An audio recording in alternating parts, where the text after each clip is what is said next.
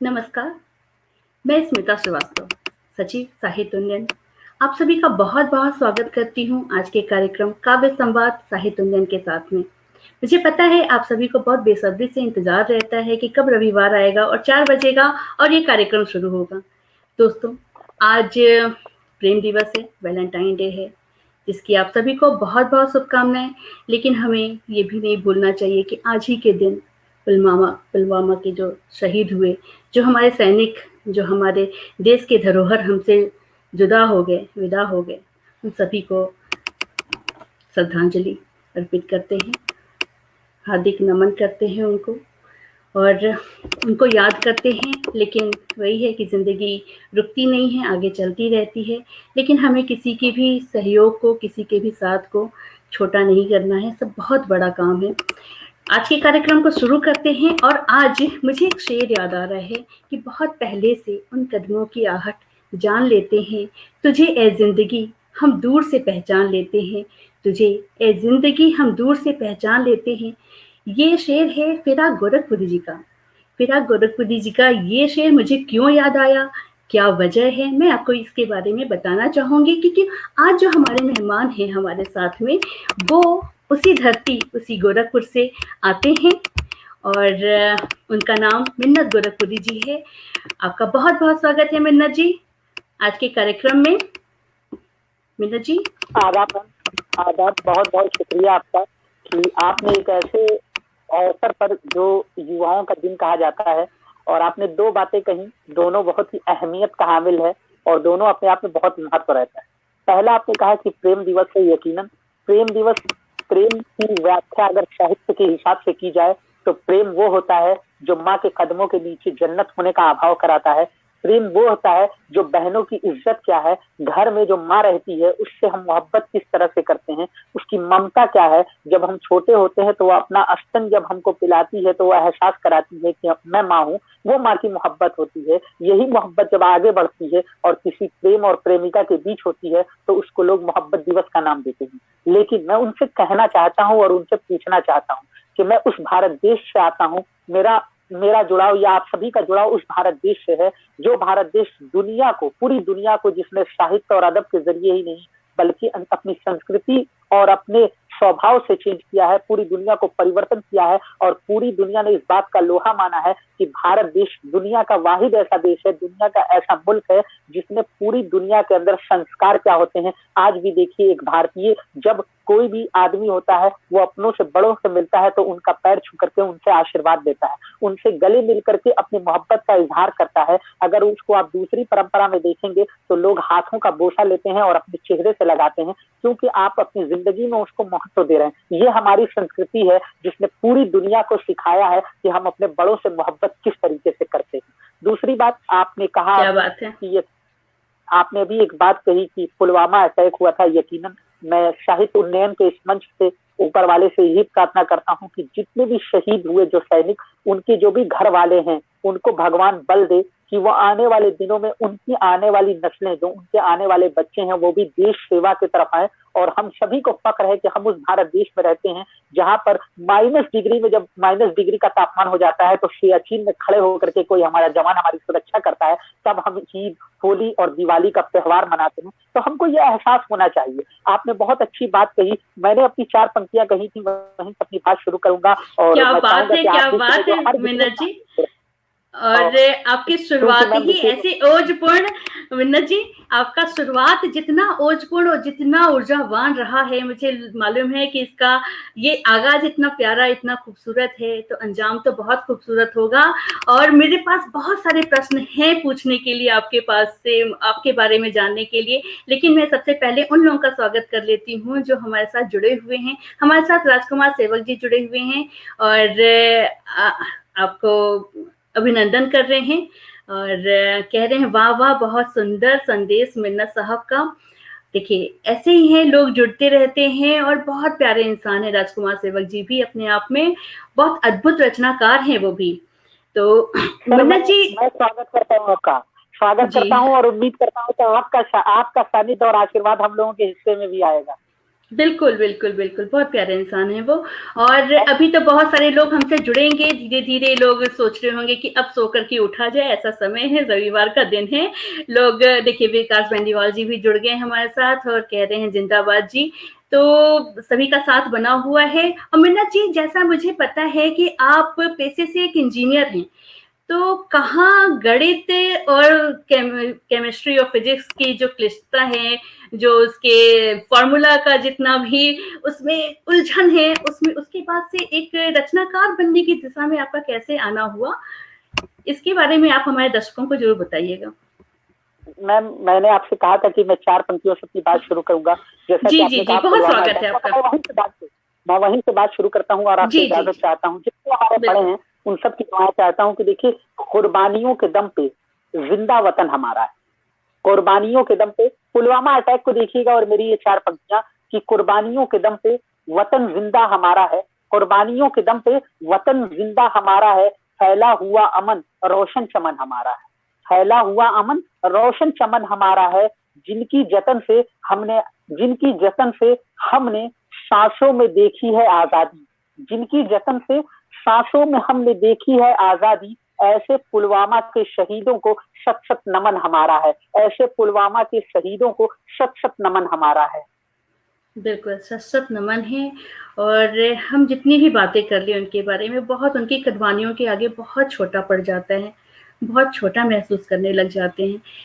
लेकिन वही है कि हर हिंदुस्तानी को, हर देशवासी को अपने हिस्से का कार्य, अपने हिस्से का कर्तव्य अवश्य करते रहना चाहिए। हर पल तत्पर रहना चाहिए कि अपने देश के लिए क्या कर सकता है, क्या दे सकता है। तो इन्हीं देखिए भावनाओं के मैम, साथ में जी। मैं जब आपको सुन रहा था तो मुझे देखिए, अब यही एक कमाल होता है कि जब दूसरा कोई संचालन करता है तो अपने अंदर का शायर जाग जाता है। जैसे ही आपने बातें करी तो मुझे फिर अपने भारतीय संस्कृति को ध्यान में रखते हुए एक शेर याद आया कि जी, सजा के क्या घरों बात में है। अपनी गीता सजा के घरों में सजा के घरों में अपने गीता और कुरान रखते हैं, सजा के घरों में अपने गीता और कुरान रखते हैं। जहां पर राम रखते हैं वहीं पर रहमान रखते हैं, जहां पर राम रखते हैं वहीं पर रहमान रखते हैं। हम बहुत ये सुंदर, सोच कर बहुत खूब।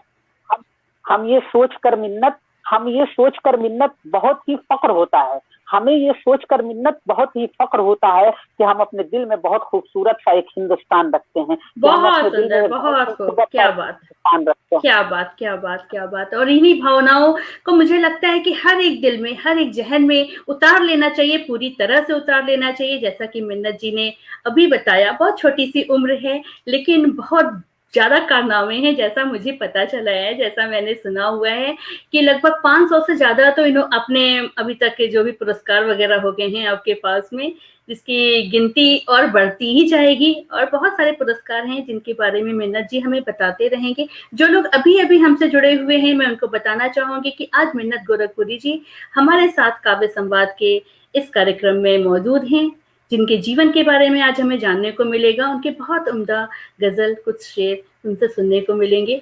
तो आप सभी का बहुत-बहुत स्वागत है। मैं उम्मीद करती हूँ कि अंत तक आप ऐसे ही जुड़े रहेंगे हमारे साथ में। हमारे साथ में देखिए जो लोग जुड़े हुए हैं, मैं नाम लेती हूँ, ज्योत्सना जी हैं और बहुत सुंदर बोल रही हैं वो, सभी का स्वागत कर रही हैं। विकास बेनीवाल जी भी बोल रहे हैं, क्या बात है, गज़ब। और सरिता यादव जी हैं, बोल रही हैं, बहुत खूब। तो लोग हमारे साथ में जुड़े हुए हैं और अंत तक ऐसे ही बने रहेंगे और आपका उत्साहवर्धन भी करेंगे और आपके बारे में जान करके अपने जीवन में उसको उतारने की भी कोशिश करेंगे, ऐसा मेरी उम्मीद है। और जैसा कि मैंने आपसे पूछा था कि इंजीनियरिंग से और इस तरफ का सफ़र कैसे हुआ और क्या रहा अभी तक के सफ़र में आपका? रुपेश कुमार श्रीवास्तव मैम, जी भी हमारे साथ जुड़े हुए हैं, स्वागत कर रहे हैं। आपका भी बहुत-बहुत स्वागत है सर। जी। मैम, यकीनन आपने जो बातें कही, ये जब भी मैं किसी टीवी चैनल पे होता हूँ तो ये सबसे पहला सवाल होता है। वजह ये होती है, तो देखिए मैंने अब पूरी गजल कही थी, उसकी 4 पंक्तियों में ही जवाब दे देता हूँ सीधे सीधे, और फिर अपनी बात कहूंगा। जो आपने कहा कि इंजीनियरिंग से साहित्य की तरफ आना, उसकी एक छोटी सी कहानी रही, तो मैं चाहूंगा जो हमारे सुनने वाले हैं वो सुने। वजह ये थी कि जी। मैं गोरखपुर जैसे शहर से मेरा ताल्लुक रहा और मैं लखनऊ गया, बीवीडी विश्वविद्यालय से मैंने बीटेक और एमटेक की पढ़ाई की। जब मैं वहां पढ़ जी। रहा था तो मुझे ये लगा कि मेरे विश्वविद्यालय में 40,000 बच्चा है, लोग मुझे क्यों जानेंगे, मैं हूँ कौन, मेरे से अच्छे अच्छे लोग हैं। और आदमी कद्र उसकी करता है जिसके अंदर कोई हुनर होता है, जो टैलेंट दिखाता है कि मैं ये कर सकता हूँ। तो मुझे कहीं ना कहीं एहसास हुआ। फिर मैंने उसके बाद जब रामायण पढ़ना शुरू की, रामायण मैंने पढ़ा, जब रामायण पूरी पढ़ ली तो मुझे यह एहसास हुआ कि अपनी प्रतिभा को समाज के सामने लाना चाहिए। उसके बाद आप यकीन मानिए, मैं अपनी यूनिवर्सिटी में था, बीटेक फर्स्ट ईयर का स्टूडेंट था, और उस वक्त हम लोगों के यहाँ छात्र संघ इलेक्शन ऐसे नहीं होते हैं जैसे आपके यहाँ की वोटिंग होती होती है। हमारे वहाँ इंटरव्यूज होते हैं, उसके बाद आपका ओपिनियन लिया जाता है, आप किस तरह काम करेंगे, क्या नया देंगे, अपने साथियों को क्या देंगे, किस यूनिवर्सिटीज तक जाएंगे, इस तरह की बातें होती रही। तो मैंने भी अपने छोटे भाई से कहा, मेरे छोटे भाई मुझसे मेरे साथ पढ़ते थे कि यार मैं सोच रहा हूँ कि मैं भी कुछ करूँ। तो उन्होंने कहा कि तुम सबसे पहले आर्टिकल्स लिखो अखबारों में। तो मैंने कहा उससे क्या फायदा होगा? तो उन्होंने कहा आर्टिकल्स लिखोगे तो देखने वालों को यह एहसास होगा कि आपके पास नॉलेज है, आप जानते हो, जब जानोगे तो लोग आपको बुलाना शुरू करेंगे। मैंने सबसे पहले आर्टिकल्स लिखा कि हमारी भारतीयता क्या है, मैंने वहां से शुरुआत की। फिर उसके बाद से मैंने लिखा कि भाषाओं का संगम जो है वो भारत देश में किस तरह से होता है। जैसे अभी बहुत सारे सवाल आएंगे, तो एक साथी ने उन्होंने मुझसे कहा कि जैसे संगम आप क्या कहना चाहते हैं? तो मैंने कहा कि मैं उस भारत देश में रहता हूँ, आप उस भारत देश में रहते हैं जहां पर प्रकृति संगम कराता है, प्रकृति का संगम है। आप जाइए इलाहाबाद, प्रयागराज, तो आपको मिलेगा कि दो नदियों का जो संगम होता है वैसे ही है जैसे जुबानों का संगम है। हिंदी जुबान और उर्दू दोनों एक दूसरे के ऊपर आश्रित है। मैं आपको कहूं कि आप पूरा बॉलीवुड का कोई भी एक गाना उठा करके देख लीजिए, सिवाय 2 गानों के आज तक इतिहास में कोई भी ऐसा गाना नहीं है जिसमें उर्दू लफ्ज इस्तेमाल ना किए गए।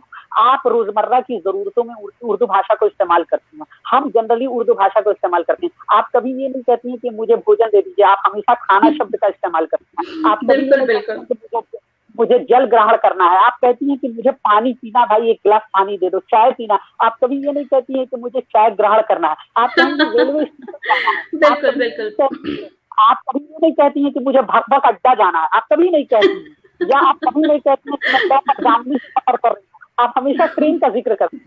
तो ये हमारी भारत देश की खूबसूरत है। जब मैंने इन चीजों को देखा तो मुझे एहसास हुआ कि कहीं ना कहीं जो है वो अपने आप को स्टेबल करने के लिए कुछ अलग करना होगा। जब मैं अपने वहाँ स्टूडेंट यूनियन में गया तो मैंने एक लिटरेरी फील्ड होती है, साहित्य जिसको आप बोलते हैं, वहाँ ज्वाइन किया। उसके बाद अलग अलग भाषाओं में, खासतौर पे क्योंकि मुझे उर्दू थोड़ी बहुत आती थी, थोड़ी बहुत हिंदी भी आती थी, अभी भी नहीं आती है, मैं इस बात को मानता हूँ कि अभी भी मुझे आती नहीं है, विद्यार्थी सीख रहा हूँ। आप लोगों को सुन के सीखता हूँ। आपका जो ये साहित्य उन्नयन की जो पहल है, मैं उसको मुबारकबाद पेश करता हूँ स्मिता जी, खास तौर पे आपको, क्योंकि आपका भी ताल्लुक उस शहर गोरखपुर से है जहाँ से मेरा है, तो आपसे एक अलग सा लगाव हो जाता है। और वो जफर गोरखपुरी साहब का एक शेर है ना कि हम जहाँ भी रहते हैं अलग रहते हैं, लेकिन अपनों को हाथ हिला करके वेव कर दिया करते हैं। तो वही हालात, हम अपनों को हाथ हिला करके अपने पास बुला लेते हैं।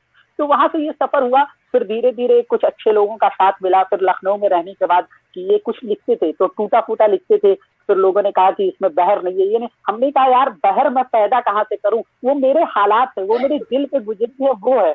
शक्ल तो अच्छी है नहीं तो इश्क इश्क होगी नहीं तो किताबों से इश्क कर लिया जाए।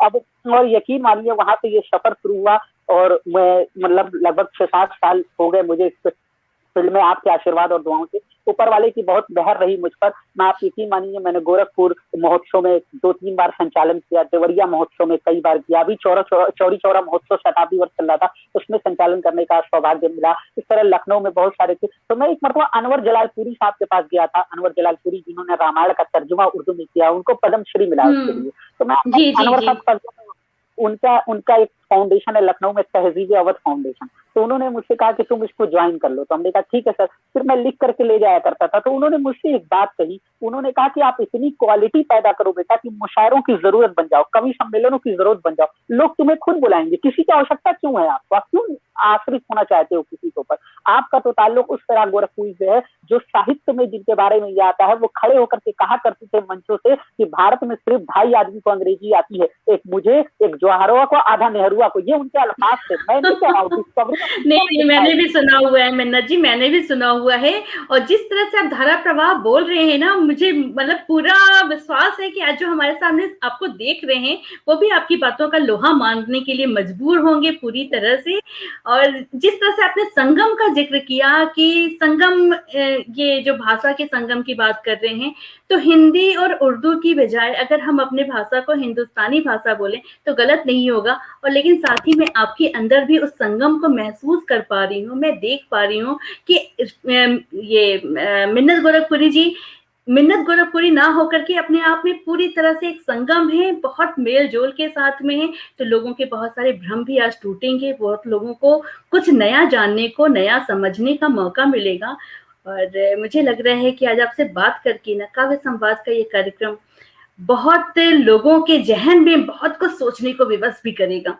तो इन्हीं सारी नहीं उम्मीद मैम, भी है जी, जी मिन्नत आपने जी। अभी जो बात कही, आपने जो भी हिंदुस्तान की बात की, यकीनन आप देखिए ये हमारे मुल्क की खुसूसियत है। मैं आपको बताऊं कि आप पूरी दुनिया का सफर कीजिए, पूरी दुनिया में आप जाइए, आज देखिए कि अरेबिक कंट्रीज आपस में लड़ते हैं, वो तो एक धर्म के अनुयायी है ना भाई, वहां तो कोई दूसरा नहीं हाँ, जाता, वो आपस में लड़ रहे हैं। लेकिन आप सोचिए, आज आप ट्रेन में सफर कीजिए, आज प्रेजेंट टाइम्स में आपको बात करूं तो आपको हमारे देश का एक हिंदू भी इसी ट्रेन में सफर करता हुआ मिलेगा, एक मुसलमान भी, एक सिख भी, एक ईसाई भी। ये प्रकृति ने मुझे दिया है, प्रकृति ने हमारे भारत देश को दिया है। आज हिमालय पर्वत हमारी रक्षा करता है कुदरत की तरफ से, ये सोचिए भगवान का उपकार है। हम भारतीयों को धन्यवाद कहना चाहिए और मैं आपका शुक्रिया अदा करता हूं कि आपने मेरी जो इस्लाह की कि यकीनन जो हमारी भाषा है ये हिंदुस्तानी है और हिंदुस्तानी बिल्कुल। भाषा पूरी दुनिया में जहां भी रहती है वो अपनी खुशबुओं को बिखेरती है। आप यकीन मानिए, बॉलीवुड दुनिया का वाहिद एक ऐसी फिल्म है बॉलीवुड की जो पूरी दुनिया में देखी जाती है, वरना हर भाषाओं के अलग अलग लोग देखने वाले होते हैं,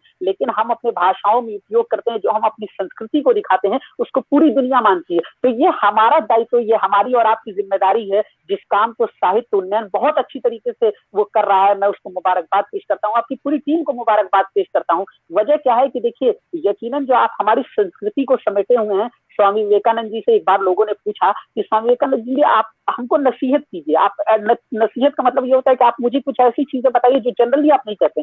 तो उन्होंने कहा कि अपने आप से मोहब्बत करना सीखो। तो लोगों ने कहा अपने आप से मोहब्बत का क्या तात्पर्य है? उन्होंने कहा अपने आप से मोहब्बत का मतलब ये है कि हर चीजों में तुम ये देखो कि वहां पर अपने आप को रख के देखो। मैं आपसे कहता हूँ, आप देखिए कि आज जो भी घटनाएं होती हैं, हम कहते हैं फला की बहन है, वही लड़की वही बेटी जब मेरी बहन हो जाती है तो मेरे अंदर इतनी हया आ जाती है कि मेरा सर नहीं उठता है। क्यों? आखिर वजह क्या है? सोचने का मकाम है ये हमारे लिए कि हम जब उसको अपना समझ लेते हैं तो हमको ये लगता है ये मेरी बहन है, और जब हम रोड पे चलते हैं तो वो किसी और की बहन नहीं हो सकती। तो क्यों वो इंसानियत कहाँ मर जाती है? वो हमारे अंदर की मानवता समाप्त क्यों हो जाती है? तो जब आप अपने आप को समझेंगे और उसमें अपने आप को तलाश करेंगे, चाहे वो भाषाएं हो, चाहे संस्कृति हो, चाहे साहित्य हो, चाहे अदब हो, चाहे आपकी रोजमर्रा की जिंदगी हो, जो जीवन आप रोज व्यतीत करते हैं वो, तो यकीन जानिए कि जब आप रोज की जिंदगी में उस चीजों को ले आ सकते हैं। अब देखिए कि हमारी भारतीय संस्कृति क्या है कि कोई भी व्यक्ति आता है तो आप ये नहीं पूछती हैं कि फला साहब मेरे घर में नहीं है, आप जाइए, आप तुरंत उसको बुलाती हैं, डालती, पहले एक गिलास पानी देती,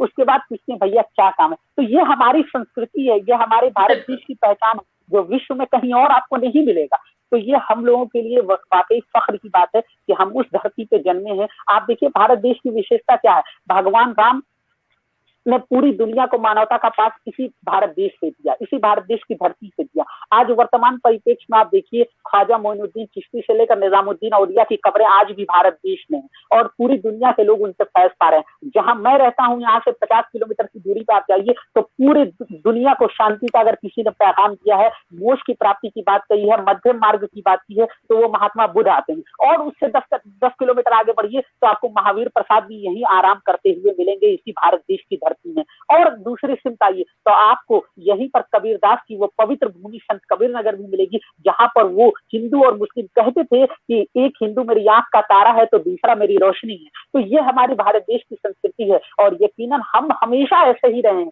और पूरी जब तक कयामत नहीं आएगी, जब तक प्रलय नहीं आ जाएगा, तब तक हम इसी स्नेह और प्यार के साथ रहेंगे। जैसे देखिए, आप मेरी बहन है, आप दूसरे धर्म के अनुयायी हैं, मैं दूसरे धर्म का अनुयायी हूँ, लेकिन ये स्नेह है इस साहित्य का, इस उर्दू अदब हिंदी साहित्य का, ये संगम है कि हम और आप बैठे हुए हैं।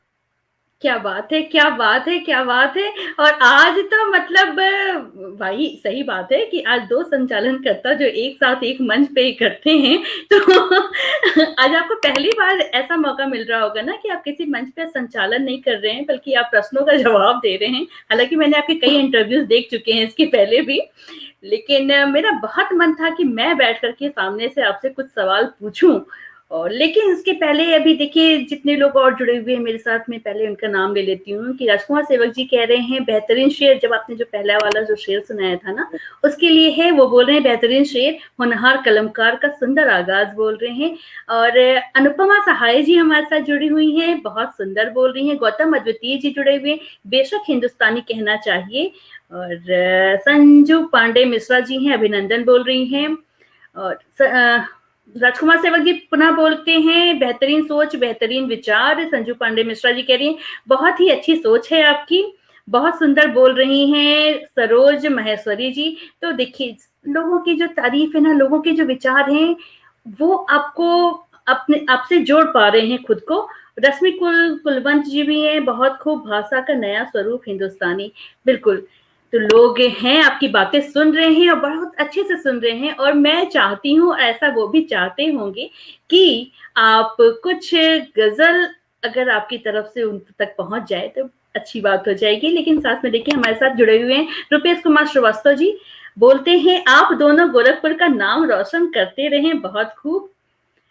देखिए मैं तो आपको बताऊं कि जितने लोग भी हैं वो यकीनन मुझसे उम्र में या तजुर्बे में बड़े जरूर होंगे, तो उन सब की दुआएं मेरे लिए वैसे ही हैं जैसे कि आप जानती हैं बीमार के लिए दवा। सेम वही हालात मेरे भी हैं कि वो मेरे बड़े हैं और उनका सानिध्य और आशीर्वाद मिलेगा तो यकीनन जिंदगी में कुछ बड़ा इंसान तभी करता है जब अपने बड़ों का आशीर्वाद मिलता है। और फिर मुझे याद आता है अटल बिहारी वाजपेयी जी की वो बात कि अटल बिहारी वाजपेयी जी को जब विपक्ष में मजबूत विपक्ष ना होने के बावजूद भी एक ऐसी बात आई कि हमारा नेतृत्व सदन कौन करेगा यूएन के अंदर, संयुक्त राष्ट्र संघ में, तो इंदिरा गांधी ने अटल बिहारी वाजपेयी जी से कहा कि आप जाइए। और अटल जी जब गए तो उन्होंने पहली बार हिंदी में संबोधन किया, और संबोधन करते हुए जो पहली लाइन कही उन्होंने कहा कि मैं भारतीयों का नेतृत्व कर रहा हूँ। तो यकीनन जो इस वक्त हम लोग बैठे हैं वो उस भारत का नेतृत्व कर रहे हैं जहां पर आज हमारे प्रधानमंत्री कहते हैं कि 65% युवा है। लेकिन मेरा बस आपके मंच से एक ही बात है, मेरे जहन में एक बात आती है कि हमारा युवा जो आज युवा है तो यकीनन, लेकिन वो युवा जा कहाँ रहा है, वो युवाओं की सोच जिस तरफ ले जा रही है उसको यकीनन जो आपका ये जो साहित्य उन्नयन का पेज है उसको जब ले आएगा इस तरह के मौकों पर। और मैं तो बहुत छोटा हूँ, मैं बार बार आपसे कह रहा हूँ कि मैं इस बात का एतराफ करता हूँ, और मैं तो चाह रहा था कि आप मुझसे सवाल करें, मैं लेकिन मैं आप कह रही हैं कि गजलें सुनाई तो मैं बिल्कुल गजल सुनाऊंगा। अब मोहब्बत की बात थी तो मुझे फिर अपना एक शेर याद आ गया, मेरी 4 पंक्तियां के लोग कहते हैं मोहब्बत, मुझे आज तक वैसे मोहब्बत नहीं हुई, वजह ये थी कि शक्ल अच्छी अपनी आईने में खड़े होकर देखा तो आईने से अच्छा जवाब नहीं। देखिए पहला मोहब्बत शुरुआत में आप ही ने कह दिया कि पहला मोहब्बत तो माँ से होता है, अपने मातृभूमि से होता है, तो वो मोहब्बत तो जाहिर तौर पे कि आपको है और पूरी तरह से है, वो आपकी बातों से, और सबकी को होना भी चाहिए। तो अब ये कभी जीवन में इस बात को मत दोहराइएगा कभी भी कि मोहब्बत नहीं हुई, क्योंकि जो मोहब्बत होनी चाहिए थी वो आपको हो चुकी है पूरी तरह से।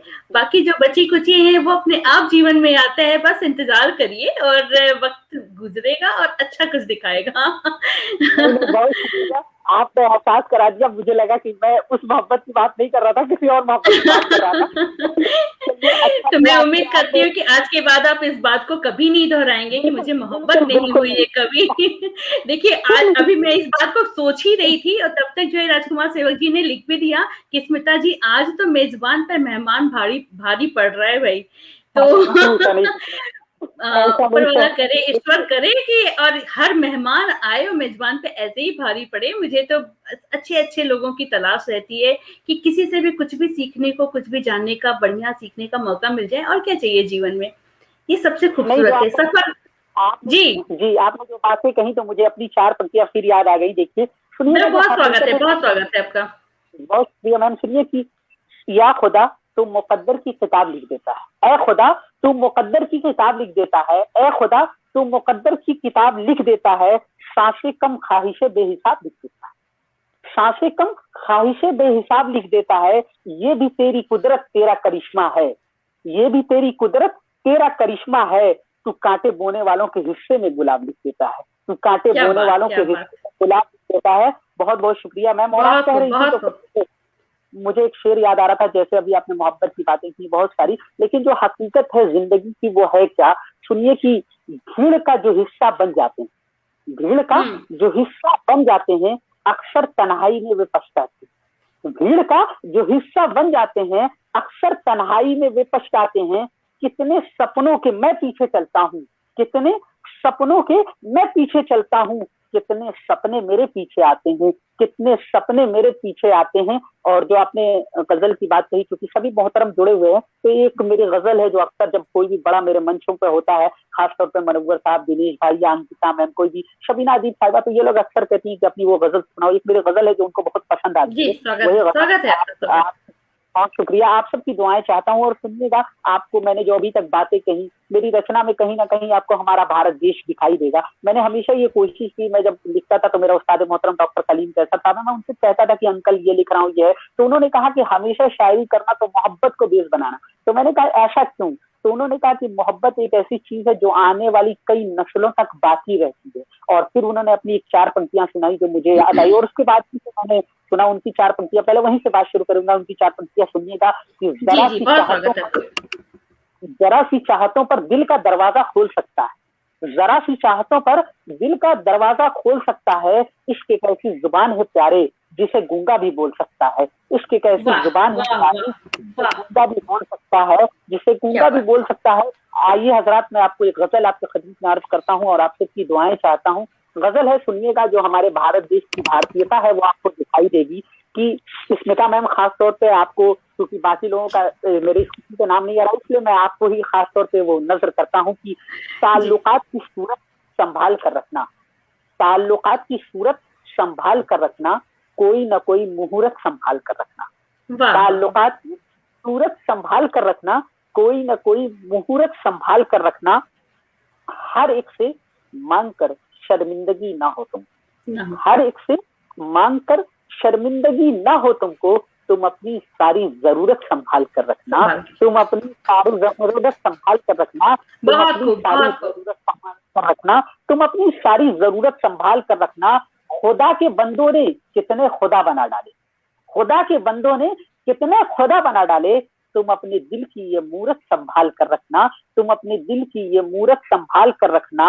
और खास तौर पे सुनिएगा कि ये कह दिया कि मैं तेरे ही काम आऊंगा, ये कह दिया कि मैं तेरे ही काम आऊंगा, मुझे बावक्ते जरूरत संभाल कर रखना, मुझे बावक्ते जरूरत संभाल कर रखना। और मक्ती का ये शेर कि तुम्हारे दोस्त तुम्हें धोखा देने वाले, तुम्हारे दोस्त तुम्हें धोखा देने वाले हैं, तुम्हारे दोस्त तुम्हें धोखा देने वाले हैं, मेरी पुरानी अदावत संभाल कर रखना, मेरी पुरानी अदावत संभाल कर रखना।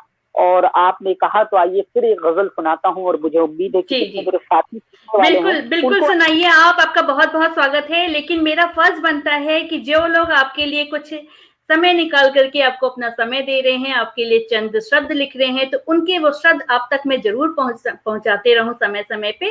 तो मुझे अपना वो फर्ज भी पूरा करने दीजिए मिन्नत जी। देखिए, संगीता चौबे जी हैं, वो बाबा जी बोल रही हैं, शुक्ला बोल रहे हैं वेरी नाइस शायरी, और राजकुमार सेवक जी पुनः बोलते हैं क्या बात कही है, बहुत सुंदर। संजू पांडे मिश्रा जी कह रही हैं बहुत खूब, वाह बहुत खूब। और शुक्ला जी बोलते हैं कि मिन्नत गोरखपुरी जी बहुत ही अच्छी शायरी बोल रहे हैं आप। और राजकुमार सेवक जी कह रहे हैं कि अद्भुत गूंगा भी बोल सकता है, बहुत सुंदर कलाम। तो लोगों के शब्द अब तक पहुंचने चाहिए। गौतम अद्वितीय जी भी गजब बोल रहे हैं आपको। तो वापस अब तक मैं पहुंचती हूँ। देखिए, इस बीच जो है गार्गी राय जी का भी मैसेज आ गया है, वो बोल रही हैं बहुत खूब। तो देखिए, जी बस मेरी तरफ से आप सभी का शुक्रिया अदा कीजिए। शुक्रिया इसलिए नहीं होता है कि सिर्फ उनका इसने बिल्ला है, शुक्रिया इसलिए कि देखिए हमारे जो बड़े होते हैं ना, वो बहुत छोटी छोटी बातों में हमारे लिए बहुत सबक दे करके जाते हैं। और यकीनन आज हमने जो कुछ भी सीखा है वो अपने बड़ों के जो है जूतियों को उठा करके सीखा है, और पूरी जिंदगी जूती उठाते रहेंगे, तभी सीखते रहेंगे। मौला अली का एक कौल है, हज़रत अली कहते हैं कि इल्म हासिल करो माँ की गोद से कब्र की गोद तक।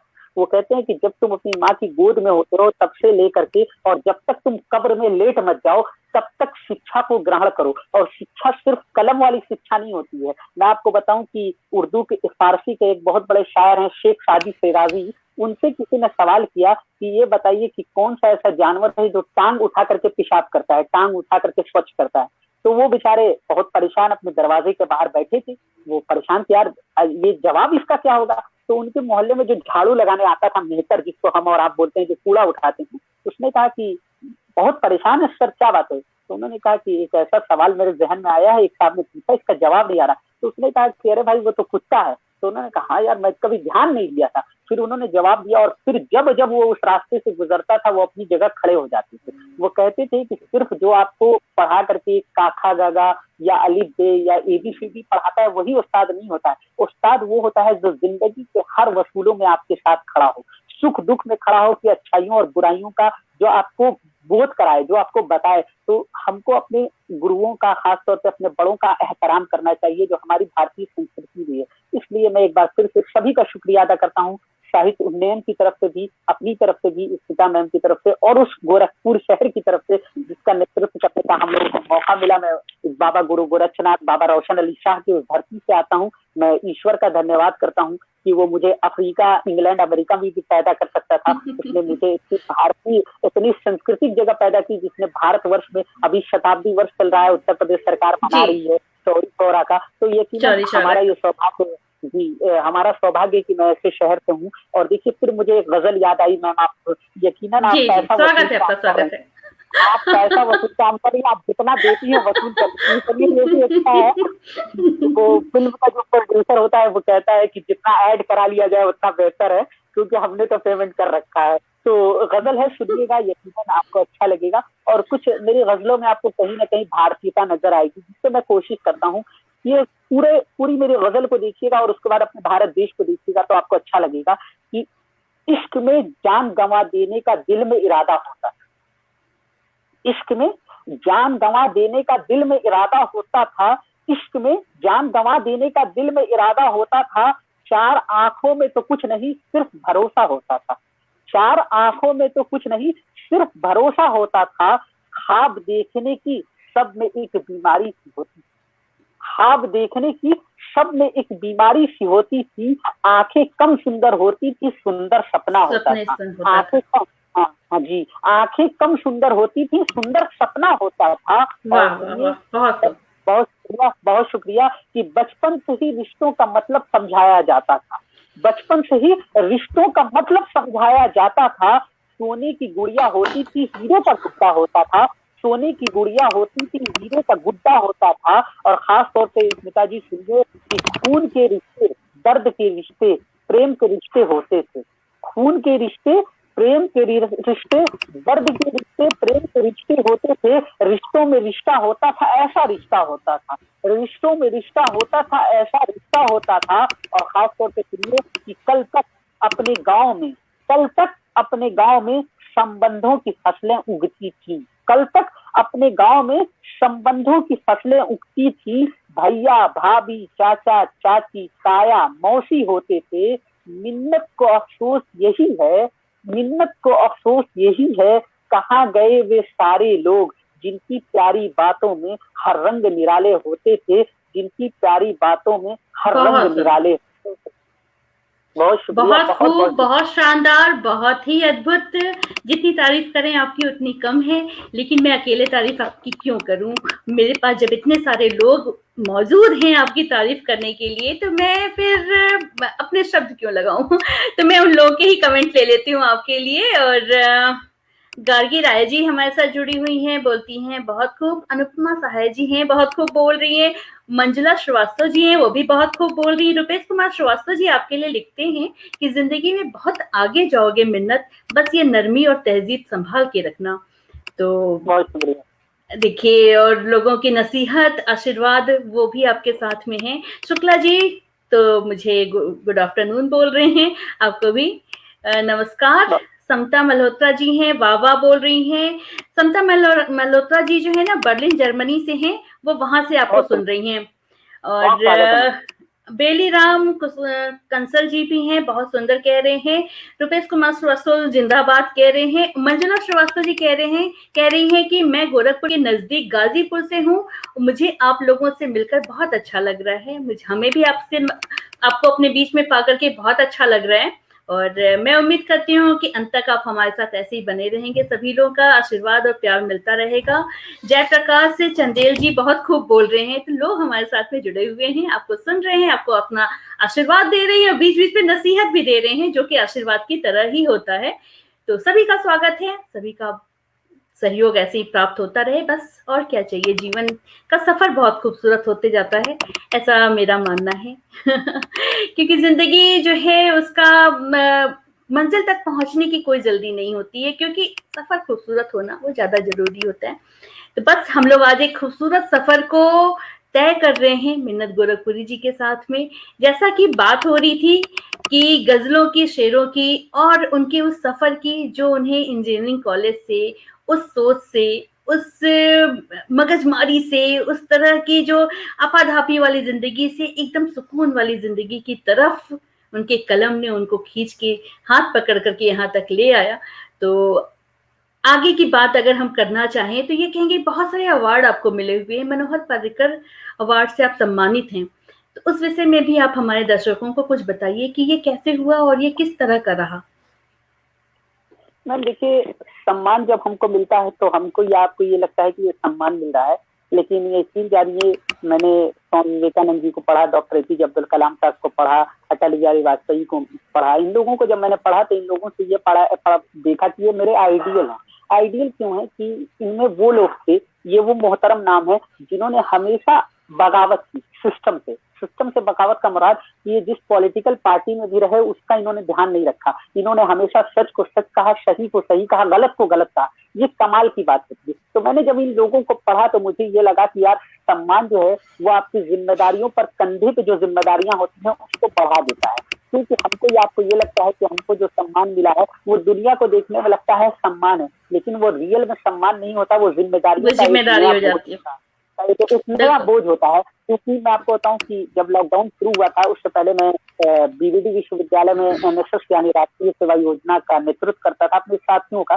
तो मुझे बेस्ट एनएसएस वॉलंटियर का अवार्ड मिला 1-2 बार। तो लोग कहते थे कि अरे आप एनएसएस हेड है तो आपको मिल जाता है। हमने कहा हाँ भाई ये बात तो आपकी सही है कि मुझे मिल जाता है, तुम काम करो मुझे भी मिला। तो लोगों ने कहा कि यार इसको मिल जाता है, कैसे मिलता है, ये कुछ 3-5 करता होगा। भाई स्टूडेंट थे, उनकी सोच थी। तो एक मौका ऐसा होगा कि उस वक्त के कैबिनेट मिनिस्टर थे, वो आए और उन्होंने बीवीडी में कहा कि आज जो भी हमारे एनएसएस बेस्ट वॉलंटियर जिनको अवार्ड मिल रहा है उन बच्चों की एक क्लिप दिखाई जाएगी। तो मेरी भी क्लिप उन्होंने कहीं से फेसबुक से या कहीं से बनाई हो, तो उन्होंने जब मेरी क्लिप बनाई तो लोगों ने कहा कि sir you have been only 20 year and you have been given 21 time blood. हमने कहा जी भाई 21 बार ब्लड दे चुका हूँ, इसमें क्या है। तो उन्होंने कहा कि सर आप स्वच्छ भारत अभियान में लग के आप रोडों पे ही सफाई करना शुरू कर देते हो, आप स्टेशन पे सफाई करने लगते हो, आप किसी को भी पाते हो तो उसकी जिस तरह हेल्प होती है ऐसा क्यों करते हो। तो हमने कहा देखिए ये एक अपना सुकून होता है। तो उन्होंने कहा सर ये सब बातें आप दिखाते नहीं हो, फेसबुक पे नहीं डालते हो, यहाँ नहीं डालते हो, हर जगह आपको डालना चाहिए कि हम लोग देखें। हम लोग लगता है आपको ऐसे ही अवार्ड मिल जाता है। तो हमने कहा अवार्ड ऐसे ही नहीं मिलता, उसके लिए काम करना पड़ता है। तो यकीन मानिए मैम उसके बाद अवार्डों का सिलसिला रहा, एक 2 करके। जब मुझे 2019 में मुझे एक फोन आया दिल्ली से कि आप युवाओं को प्रोत्साहन देने के लिए काम करते हैं, जिस तरह से काम करते हैं उसका क्या सिस्टम है। तो मैंने उनको बताया, फिर मैंने उनको कुछ नाम दिए, वहां से कुछ ऐसे कवि ऐसे शायर निकले। तो पूरे देश में अपने गोरखपुर शहर का नेतृत्व किया, आसपास के जो जिले हैं देवरिया, कुशीनगर, बस्ती, तो उसको देखते हुए उन्होंने मुझे अप्रिशिएट करने के लिए कि जो मेरे जैसा नौजवान जो काम कर रहा है उसको कहीं ना कहीं अच्छा लगे और उसको लगे कि अगर उसको सम्मान मिल रहा है, वो काम करता है तो समाज उसको इज्जत की निगाह से देखता है, उसको सम्मान मिल रहा है। तो मुझे उन्होंने बुलाया और स्वर्गीय मनोहर पर्रिकर साहब जो भारतीय शिक्षा मंत्री थे उनके नाम से मुझे साहित्य सम्मान मिला। उसके बाद मेरी जिंदगी में एक बहुत खूबसूरत सा अवार्ड मिला, आप यकीन मानिए मुझे बड़ी खुशी होती है। मुंशी प्रेमचंद साहित्य संस्कृति अवार्ड भी मुझे लखनऊ में मिला। और उसके बाद में आप हुए गजल कहे जाते हैं कुमार बारावंकी साहब, उनकी 100 ईयर गुजरी अभी 2019 में। उस वक्त भी पूर्व कैबिनेट मिनिस्टर ने मुझे ये कहा कि आपको साहित्य में योगदान के लिए जो है क्या कहते हैं आबरूए गजल कुमार बारावंकी अवार्ड दिया गया। तो ये मेरे लिए बहुत ही फख्र की बात रही। अवार्ड तो बहुत सारे धीरे धीरे छोटे बड़े मिला करके बहुत सारे अवार्ड आपकी दुआ से, आपने खुद ही कहा कि 500 से ज्यादा अवार्ड मेरे हिस्से में आया, बहुत सारे कॉम्पिटिशन में गया, तो वो चीजें मिलती रही। लेकिन मैम जो आपकी जिंदगी को जो परिवर्तन करता है वो यही, मुझे बार बार लगता था कि मुझे अवार्ड क्यों मिल रहा है, मुझसे अच्छे लोग हैं, तो कहीं ना कहीं ये लगता था कि मुझे और काम करना चाहिए, स्ट्रेंथ बढ़ानी चाहिए। आप यकीन मानिए कि प्रेजेंट टाइम में मैं आपको बताऊं कि मैं खुद 31 टाइम्स का डोनर हूँ। प्रेजेंट टाइम में 31 बार मैंने ब्लड डोनेट किया है और सिर्फ 25 साल मेरी एज है। और मैं आपसे पूरी जिम्मेदारी से कह रहा हूँ, आपके सुनने वालों से ये गुजारिश कर रहा हूँ, रिक्वेस्ट कर रहा हूँ साहित्य उन्नयन के इस मंच से कि अगर भगवान आपको मौका देना तो आप जिंदगी दें। जिंदगी देने से मुराद ये है ब्लड डोनेट करो। लोग कहते हैं कि मैं वीक हो जाऊंगा, कभी आप वीक नहीं होते। जब आप एक बार ब्लड आप एक बार ब्लड डोनेट करती है ना मैम, तो आप 4 आदमी को जिंदगी बख्शती हो, 4 आदमी को, क्योंकि आपकी जो लाइफ साइकिल है वो खुद भी बढ़ जाती है। मैं आपको बताऊं कि बाबा गुरु गोरखनाथ ब्लड बैंक से हम लोग का टाइप है, यहाँ गुरुद्वारा जटाशंकर जो है गोरखपुर वो करता है, तो हम लोग जब ब्लड डोनेट करते हैं तो बड़ी अच्छा लगता है। उसकी वजह क्या है, आप यकीन मानिए कभी आप ब्लड ऐसे ही सर्टेन ब्लड दे दीजिए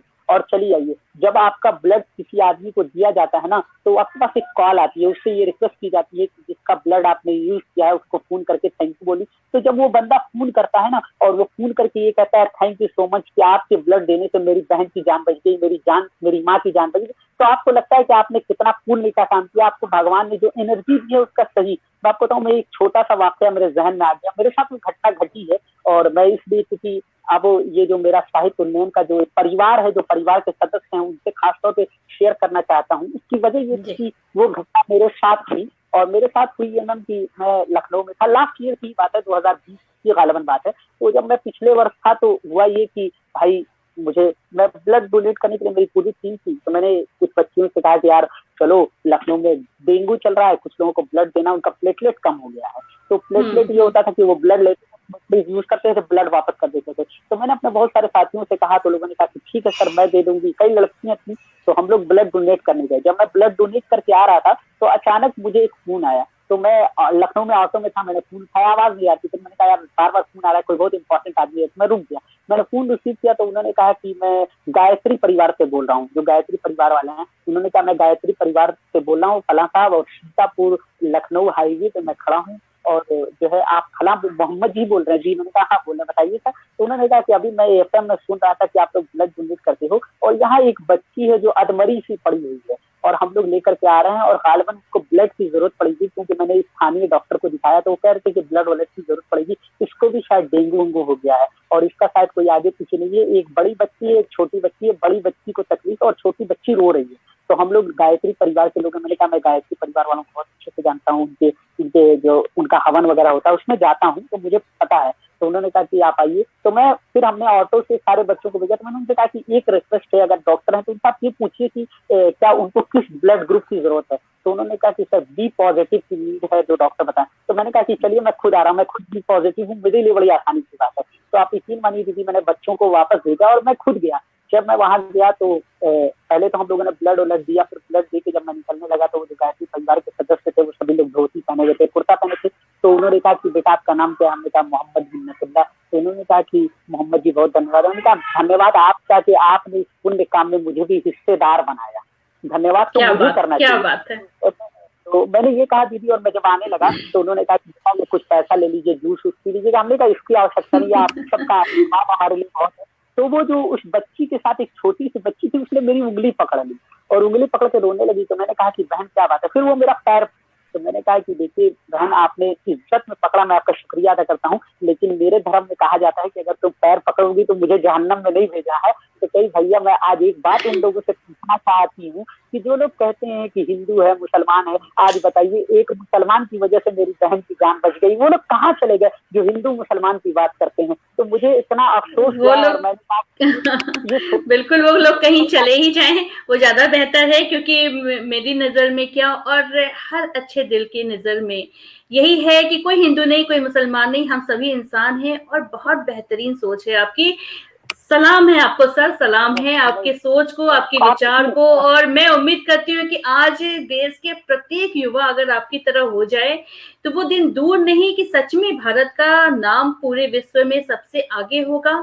और आगे इसलिए नहीं होगा कि बहुत अच्छे कार्य करेगा, बहुत अच्छी विचार रखेगा, बहुत अच्छे प्यार से रहेगा, और जो सुकून और जो माहौल यहाँ का बन जाएगा उसकी क्या बात हो जाएगी। जिन चीजों से आज हम जूझ रहे हैं, जब परेशान होते हैं ना, तो हमें लगता है कि बस आपके जैसे लोगों की ही जरूरत होती है। तो आपको अपने बीच पा करके आज मुझे बहुत अच्छा लग रहा है, और खास तौर पे ये भी सोच करके कि चलो हिंदुस्तानी तो हम हैं ही, लेकिन हम लोग गोरखपुरिया भी हैं। और ये खुशी जो है मैं एक मिनट के लिए भी छोड़ना नहीं चाहती हूँ कि आप मेरे शहर से हैं और कितनी अच्छी सोच रखते हैं। हमारे साथ में जो लोग जुड़े हुए हैं मैं उन लोगों का ले लेती हूँ। लगातार बहुत सारे कमेंट हो गए हैं, बहुत ज्यादा इकट्ठे हो चुके हैं, मैं लेती हूँ उन लोगों को। और हेमराज सिंह जी हैं। अच्छा देखिए एक रिक्वेस्ट भी आई हुई है भाई, भावना द्विवेदी जी लिख रही हैं कि मेरे जैसे लाखों शायर, मिन्नत जी प्लीज सुना दीजिए।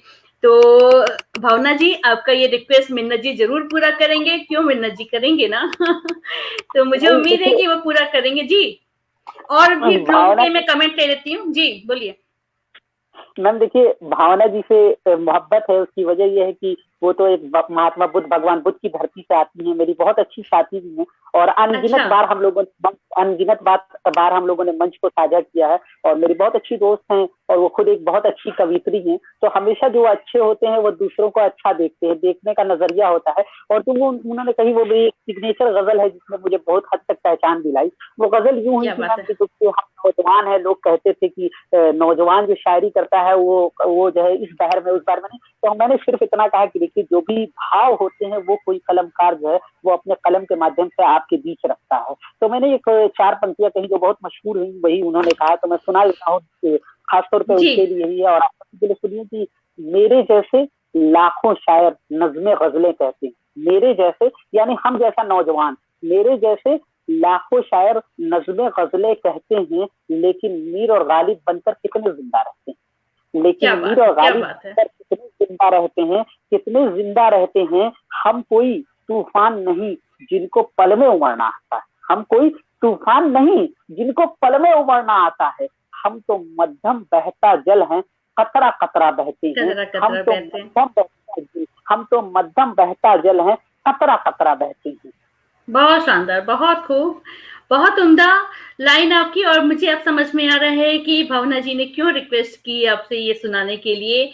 तो भावना जी, आपका भी बहुत बहुत धन्यवाद कि आपने इस शेर के लिए फरमाइश की, नहीं तो मिन्नत जी तो आज हमसे ये छुपाने वाले थे।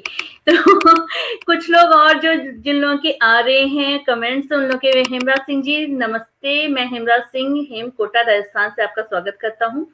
आपका भी बहुत बहुत स्वागत है सर। और मंजुला श्रीवास्तव जी, मैं आपके साहित्य उन्नयन पर अपने भावों को मौका मिलते ही कुछ पोस्ट कर देती हूँ। जी, बहुत बहुत स्वागत है आपका भी। आपको अभी बहुत काम करना है मिन्नत जी, आपके लिए देखिए फिर एक नसीहत आ गई, जो जिम्मेदारी है और आशीर्वाद भी है। सुधीर श्रीवास्तव जी, आदरणीय मिन्नत और आदरणीय स्मिता जी का अभिनंदन, स्वागत है आपका भी, बहुत बहुत स्वागत है सुधीर जी। मिन्नत सर, आपके विचारों का स्वागत है। सुधीर जी बोलते हैं, विकास बेनीवाल जी कह रहे हैं, नेक दिल इंसान भाई मिन्नत जी, सही बात है, बिल्कुल सही बात है। सुधीर श्रीवास्तव जी कह रहे हैं कि मैं भी हिंद देश रक्त मंडली पटल के माध्यम से प्रयास करता हूँ, रक्त के विषय में वो बात कर रहे हैं जी। बहुत बहुत अच्छी विचार आपके भी। और नायाब व्यक्तित्व हैं, बेनीवाल जी बोल रहे हैं, आपको और स्मिता जी का बहुत बहुत अभिनंदन है, मंजुला श्रीवास्तव जी कह रही हैं।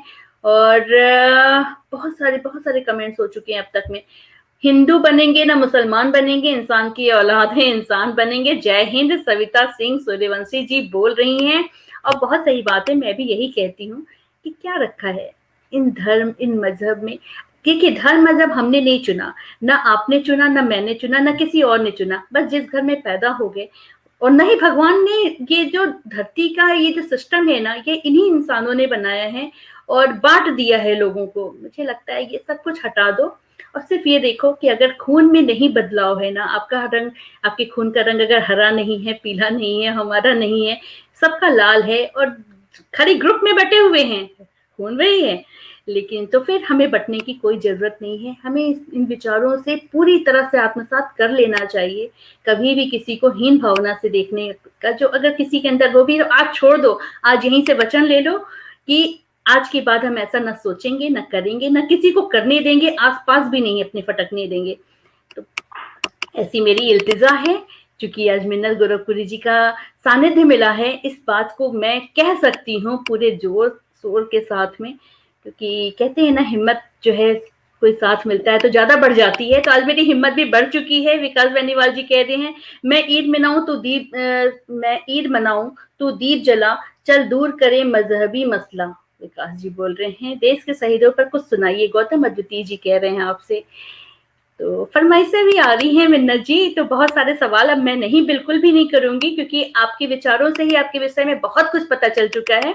तो मुझे नहीं लगता है कि और कुछ हमें जानने की जरूरत है। आप इंसान बहुत खूबसूरत हैं, बहुत प्यारे इंसान हैं, बस वही मायने रखता है। और वो आज साहित्य उन्नयन ने कर दिखाया काव्य संवाद के माध्यम से। तो आपका, अगर ये फरमाइश आप पूरा कर सकें तो आपका बहुत स्वागत है। बहुत बहुत शुक्रिया मैम। सर ने बात कही यकीन जानिए, मैं जब आज कलम उठा रहा था तो मैंने ये सोचा कि मोहब्बत से लिखा जाए, फिर मेरी कलम रुक गई और मुझे सोचने पर मजबूर किया कि क्यों नहीं मैं आज अपने उन शहीदों के लिए लिखूं जिसने, वो शहीद, जब मैंने आपसे कहा ना कि सियाचिन में जब वो -डिग्री का तापमान होता है तब भी हमारी रक्षा करते हैं, तो मैंने वहीं से 4 पंक्तियां कही और एक नज्म कही है, तो मैं वो दोनों सुना देता हूँ और मुझे उम्मीद है कि आपको पसंद आएगा। और जब आप यहाँ पसंद कर लेंगे तो मैं हिंदुस्तान के विभिन्न मंचों पर पढ़ूंगा, आपका आशीर्वाद मिल जाएगा। तो सुनने क्या की, बात है, क्या वतन बात है। से प्यार, वतन से प्यार है कितना वतन जानते हैं हम, वतन से प्यार है कितना बताना जानते हैं हम, वतन से कितना प्यार है हमें, वतन से कितना प्यार है कितना बताना जानते हैं हम, उठाकर खाक माथे से लगाना जानते हैं हम, उठाकर खाक माथे से लगाना जानते हैं हम, लहू देकर बुझाई है हमी ने प्यार, हमी ने लहू देकर बुझाई है हमी ने प्यास मिट्टी की, वतन के वास्ते सर कटाना जानते हैं हम, वतन के वास्ते सर कटाना जानते हैं हम। और साथियों एक गजल है, एक नज्म है, सुनिएगा, नज्म खास तौर पे मैम सुनिए कि ये दौलत हमारी ये धन हमारा है, ये दौलत हमारी ये धन हमारा है, हमें जहां से प्यारा वतन हमारा है, हमें जहां से प्यारा वतन हमारा है, इसे ओढ़कर हमको सोना है एक दिन, इसे ओढ़कर हमें सोना है एक दिन, एक दिन ये मिट्टी वतन की कफन हमारा है, ये मिट्टी वतन की कफन हमारा है, गले मिलकर रहते हैं एक दूजे से, गले मिलकर रहते हैं एक दूजे से, ये अंदाजे गंगो जमन हमारा है, ये अंदाजे गंगो जमन हमारा है वतन की मोहब्बत से बढ़कर नहीं कुछ, वतन की मोहब्बत से बढ़कर नहीं कुछ, ये बेशक ये दीवानगी ये दीवानापन है हमारा, बेशक ये दीवानगी दीवानापन है हमारा।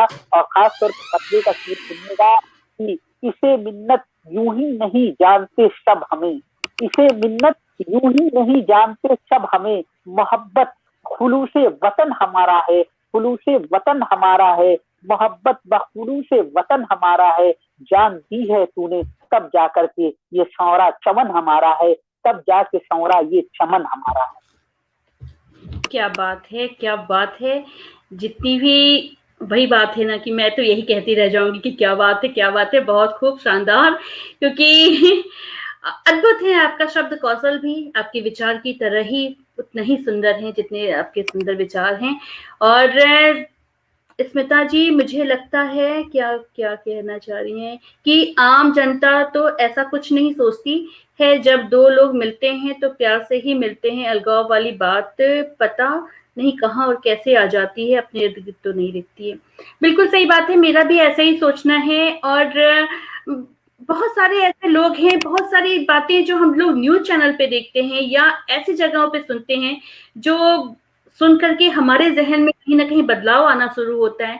तो मुझे लगता है ना, एक आध हफ्ते के लिए न्यूज चैनल देखना बंद कर देना चाहिए, अखबार को उठा करके रद्दी में डाल देना चाहिए। इन चीजों से जितना हम बच सकें, और आपसी लोगों से मिलना शुरू कर दीजिए। आप अपने आसपास के लोगों से जुड़िए, मिलिए, बात करिए, तो आपको अलग ही हिंदुस्तान दिखेगा, और न्यूज चैनल पे आप देखेंगे तो अलग हिंदुस्तान दिखेगा। ऐसा मेरा भी मानना है जी। अगर आप इजाजत दे तो मैं इनका जवाब दे दूं शेर में ही कि बिल्कुल बिल्कुल बिल्कुल।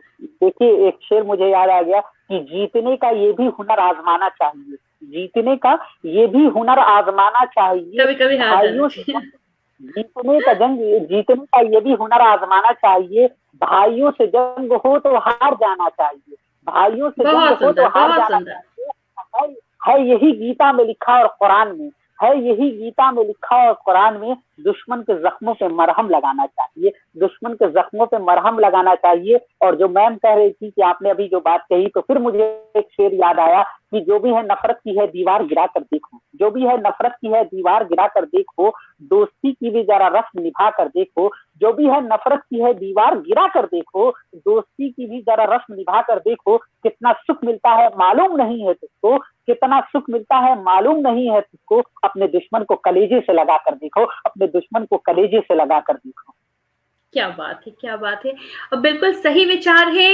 और मुझे लगता है कि आज आपसे प्रेरणा पा करके बहुत लोग इस बारे में सोचेंगे ज़्यादा नहीं तो थोड़ा ही सही, कम से कम अपने आप को बदलने का प्रयास करिए। जो लोग किसी बंधनों में या किसी पर्दे में पड़े हुए थे आज तक, उनके सोचने का ढंग थोड़ा-सा अलग था, तो मैं आज उन लोगों से इल्तिजा करूँगी, हाथ जोड़ करके ये प्रार्थना करूँगी कि आज इस मंच के माध्यम से, आज मिन्नत गोरखपुरी जी को सोच करके अपने ज़हन पे पड़े हुए, अपनी आँखों पे पड़े हुए उस पर्दे को हटा करके फेंक दीजिए और हर किसी को सिर्फ़ एक चश्मे से देखिए कि वो इंसान है, सिर्फ़ और सिर्फ़ इंसान है, वही हड्डी, वही मांस है पूरी तरह से, उसके अंदर भी वही प्यारा-सा दिल है और प्यारे से जज़्बात हैं, उनकी कद्र करिए और साथ निभाते चलिए, खूबसूरत सफ़र रहेगा, बहुत अच्छा लगेगा।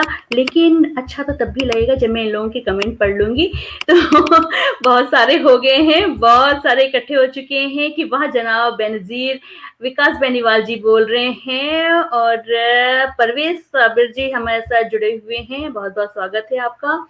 आरएसडी चातक जी कह रहे हैं आपकी संचालन विधा का कोई जवाब नहीं।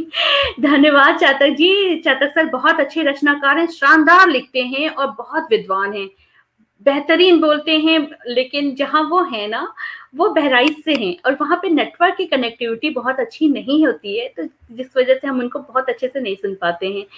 और परवेज साबिर जी कहते हैं एक गजल सुनाई जाए आदरणीय। क्या बात है, लोगों की फरमाइशें अभी भी चल रही हैं मिन्नत जी, बहुत सारे आपके ऊपर। गौतम अद्वितीय जी वाह वाह क्या बात है। सुधीर श्रीवास्तव जी, शिखा सिंह जी वाह बोल रही हैं, वतन के वास्ते सर भी कटाना जानते हैं हम। आरएसडी चातक जी बोल रहे हैं क्या बात है। स्मिता जी, बहुत सारे कमेंट्स हैं। सरदार भगत सिंह का शेर, मेरे जज्बातों की इस कदर जानती है मेरी कलम की, मैं इश्क भी लिखना चाहूं तो इनकलाब लिख जाता है, इनकलाब लिख जाता है। विकास बेनीवाल जी कह रहे हैं और बहुत ही उत्तम विचार हैं। अब एक स्मिता जी का प्रेम गीत हो जाए। प्रेम गीत स्मिता जी, आज तो देखिए प्रेम दिवस जरूर है लेकिन माहौल बदल चुका है पूरी तरह से, लेकिन मैं कोशिश करूंगी कि लोगों के इस चीज को, इस निवेदन को, इस आज्ञा को मैं पूरी कर सकूं। समय बहुत तेजी से बीत रहा, लेकिन ये कैसे बीत गया पता ही नहीं चला कि 56 मिनट हो चुके हैं मिन्नत जी के साथ में, और मिन्नत जी के साथ मुझे लग रहा है कि 56 घंटे भी कम पड़ जाएंगे कि अगर हम दोनों ऐसे बात करेंगे ना। हम दोनों एक शहर से हैं, भाई बहन जैसे हैं, वो मुझे दीदी बोलते हैं और सही में एक दूसरे के गुण भी मिलते हैं कि हम दोनों ना अगर बात करें तो फिर घंटों घंटों बात कर सकते हैं। क्यों मिन्नत जी? मैं गलत तो नहीं हूँ? बहुत नहीं बिल्कुल पर मोहब्बत में उनको एक, उन्होंने एक गजल की बात कही तो मैं, लेकिन मैं एक कमेंट और पढ़ लेती हूँ मिन्नत जी, एक कमेंट और पढ़ लेती हूँ। सचकुमार सेवक जी कह रहे हैं, देखिए बहुत प्यार से वो लोग लिखते हैं कि हिंदू कहूँ मुसलमान कहूँ, इस माटी का करिश्मा कहूँ, जो भी है वह कम ही होगा, बस हिंद का हीरा कहूँ। बहुत बहुत बधाई, शुक्रिया मिन्नत साहब। और मिन्नत साहब, आपने पता है कि आज आपने वो कर दिखाया जो बहुत दिनों से मैं चाह रही थी और मुझे रास्ता नहीं मिल रहा था। अब मुझे वो रास्ता दिख चुका है और उसकी एक चिराग, उसका एक रोशनी, उसका एक पहल हो चुकी है आज। तो मुझे लग रहा है कि बस अब ये कारवां बनेगा। आज ये सफर का आगाज हो चुका है, अब ये कारवां बनेगा और पूरी तरह से मैं उम्मीद करती हूँ। लेकिन मैं बस अब आपको बिल्कुल भी नहीं टोकूंगी। अब आप बोलिए, कुछ समय की कोई बाध्यता नहीं है, कोई चिंता नहीं है, आज समय हमारा है। देखिए, मैं सबसे पहले तो सभी लोगों का शुक्रिया अदा कर दूं। फर्दन फर्दन एक एक करके नाम लेना, शुक्रिया अदा करना एक लंबी सीरीज हो जाती है। जो परवेज साहब ने कही और आपने भी कहा, तो यकीनन मैंने अपनी पूरी जिंदगी का जो तजुर्बा है एक गजल में कही। खासतौर पर परवेज सर आपको सुनाता हूँ और आपकी दुआएं चाहता हूँ। मैम, जैसे अभी आप कह रही थी कि इंजीनियर से साहित्यकार होना बड़ा मुश्किल होता है मंचों पे फेस करना, जब ये लोग जानते हैं कि आप गोल्ड मेडलिस्ट हैं, आप एमटेक हैं, बीटेक के बाद एमटेक भी कर रखा है, तो लोग कहते हैं नौकरी वोकरी कर लो भैया, घर द्वार कैसे चलाओगे, यहाँ पे पैसा वैसा नहीं मिलता है। तो मैं उनसे कहता हूँ ठीक है, मुझे पैसे नहीं कमाने हैं, तो यकीनन मैंने एक, मैं बहुत मजबूर हुआ ये सवाल सुन करके मैंने एक गजल कह डाली। गजल सुनिएगा, 2 मिनट का वक्त लगेगा और मुझे अरे आप 2 मिनट नहीं, आप 20 मिनट लीजिए, हमें आपको सुनना बहुत अच्छा लग रहा है, तो आप समय की कोई बाध्यता नहीं है। मैंने पहले भी बोल दिया आपको, मिन्नत जी को आज हम सुनेंगे, बड़े इत्मीनान से सुनेंगे, बहुत प्यार से सुनेंगे। आप सुनाइए, हम सुनने को तैयार बैठे हुए हैं आज। तो मैंने एक गजल जो कही पूरी जिंदगी का कि मैं एक शायर कैसे बना और क्या हुआ, तो गजल हुई मुझसे। और ऊपर वाले की मेहर जो आपने अभी कही, ये तो देखिए लोग ये कहते हैं, शायद हमारे एक बड़े कवि ने कहा है, आदरणीय गोपाल दास नीरज जी ने, कि आत्मा के सौंदर्य का शब्द रूप है काव्य। आत्मा के सौंदर्य का शब्द रूप है काव्य, मानव होना भाग्य और कवि होना सौभाग्य। बहुत सारे बहुत सारे कवि हैं, वो कहते हैं, जो बड़े शायर हैं, वो कहते हैं कि इंसान नहीं बोलता बल्कि भगवान उसके अंदर घुस करके जो है, और भगवान अपने अल्फाज किसी के माध्यम से लोगों तक पहुंचाता है। तो आइए एक गजल से मैं अपनी बात शुरू करता हूँ, और मुझे उम्मीद है कि आप लोगों को अच्छा लगेगा कि हमारे हाथों की किस्मत में काम है कि नहीं।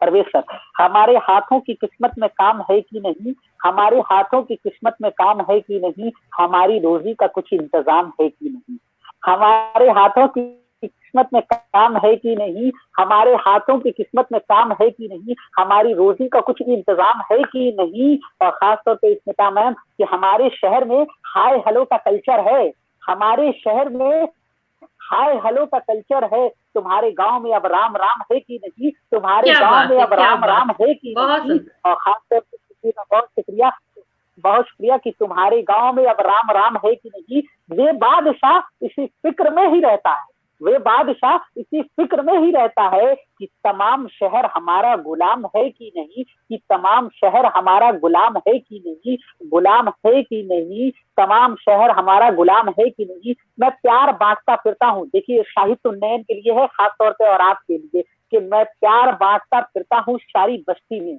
मैं प्यार बांटता फिरता हूँ सारी बस्ती में, ये नफरतों से मेरा इंतकाम है कि नहीं, ये नफरतों से मेरा इंतकाम है कि नहीं। और मैं उस नगर में यही देखने गया मिन्नत, मैं उस नगर में यही देखने गया मिन्नत, कि उस गली में वह सूरत हराम है कि नहीं, उस गली में वह सूरत हराम है कि नहीं, वे उस गली में वह सूरत हराम है कि नहीं। बहुत बहुत शुक्रिया परवेश साहब, बहुत सुंदर, बहुत शानदार।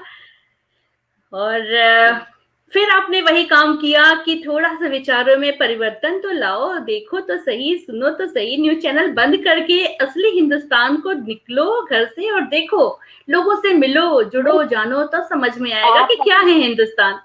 जी आप देखिए, मैं आपको बताऊं कि मैंने एक ऐसी गजल कही थी, जो ये पूरे गजल एक शेर हुआ था। शेर यूं हुआ था कि मैं हजरतगंज से अपनी यूनिवर्सिटी जा रहा था, तो मुझे एक महिला मिली, उनका हाथ और बहुत बहुत खूबसूरत सा था, चेहरा उन्होंने बहुत बुरी तरह बांध रखा था। तो मुझे लगा यार ये औरत अपना चेहरा इतना बुरी तरह क्यों बांधी है, बहुत खूबसूरत था। तो मैंने, मुझसे रहा नहीं गया, तो मैंने उनको टोका, मैम बाय। तो उसने अपना स्क्रीन खोला, तो उससे एसिड अटैक हुआ था, एसिड अटैक हुआ था। तो मैं बहुत परेशान, मैं घर आया, तो मैंने कहा इससे मैं कुछ लिखूं। फिर मुझे एहसास हुआ था, मैंने अपने फादर से कहा कि पिताजी मैं आ रहा था और एक महिला को देखा, ऐसे ऐसे हुआ, इसकी वजह क्या है।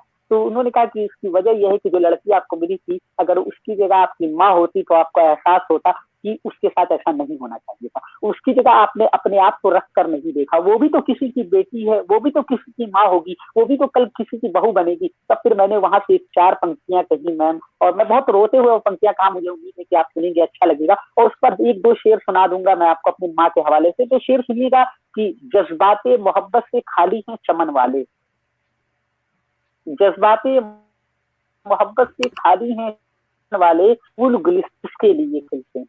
जज्बाते मोहब्बत से खाली हैं मन वाले, ये फूल गुलिस्तान किसके लिए खिलते हैं। मिन्नत इस शहर में रहते हैं वे हर जाई, मिन्नत इस शहर में रहते हैं वे हर जाई, जो फूल से चेहरों पे तेजाब छिड़कते हैं, जो फूल से चेहरों पे तेजाब छिड़कते हैं। क्या बात,